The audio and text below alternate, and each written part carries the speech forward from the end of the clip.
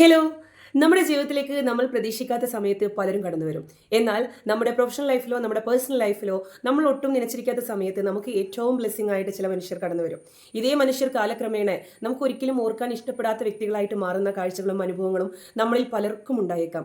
എന്നാൽ ഞാൻ ഇത്തരത്തിലുള്ള ഒരു സാഹചര്യത്തിലൂടെയാണ് ഇപ്പോൾ കടന്നു പോകുന്നത്. തീർച്ചയായിട്ടും എൻ്റെ അനുഭവത്തിലൂടെ എനിക്ക് നിങ്ങളോട് പറയാനുള്ളത് എന്താണെന്ന് വെച്ചാൽ, നിങ്ങളുടെ പ്രൊഫഷണൽ ലൈഫിലാണെങ്കിലും നമ്മുടെ ലൈഫിലേക്ക് വരുന്ന ആ വ്യക്തി എന്താണ് ഉദ്ദേശിക്കുന്നത് എന്നുള്ളത് നമ്മൾ കൃത്യമായിട്ട് മനസ്സിലാക്കേണ്ടതായിട്ടുണ്ട്.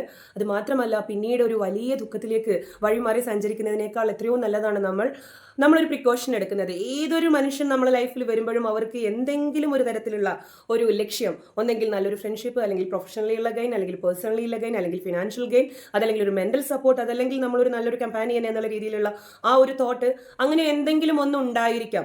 ഇനി പ്രൊഫഷണൽ ലൈഫിലാണ് ഒരാൾ നിങ്ങളുടെ അടുത്തേക്ക് വരുന്നെങ്കിൽ കൃത്യമായിട്ട് എന്താണ് ആ വ്യക്തി നമ്മളിൽ നിന്ന് എക്സ്പെക്ട് ചെയ്യുന്നത്, അത് ഫിനാൻഷ്യലി എന്താണ് എക്സ്പെക്ട് ചെയ്യുന്നത്, അതല്ലെങ്കിൽ വേറെ ഏതെങ്കിലും രീതി അവർ കരിയർ ബേസ് ചെയ്ത് നമ്മളെ കൂടെ നിൽക്കുമ്പോൾ അവർക്ക് എന്തെങ്കിലും ഒരു ഗ്രോത്ത് എക്സ്പീരിയൻസ് മാത്രമാണ് എന്നുള്ളതിനൊക്കെ കൃത്യമായ ഒരു പ്ലാന്, കൃത്യമായ ഒരു അജണ്ട നിങ്ങൾ കീപ്പ് ചെയ്തില്ലെങ്കിൽ പിന്നീട് ഒരു സമയത്ത് നമ്മളുടെ ഷോൾഡറിൽ നമുക്ക് താങ്ങായിട്ട് വന്ന ആ ഒരു വ്യക്തി തന്നെ നമ്മുടെ കഴുത്തിനും ചുറ്റുന്ന ഒരു പാമ്പായിട്ട് മാറിയേക്കാവുന്ന ഒരവസ്ഥ വന്നേക്കാം.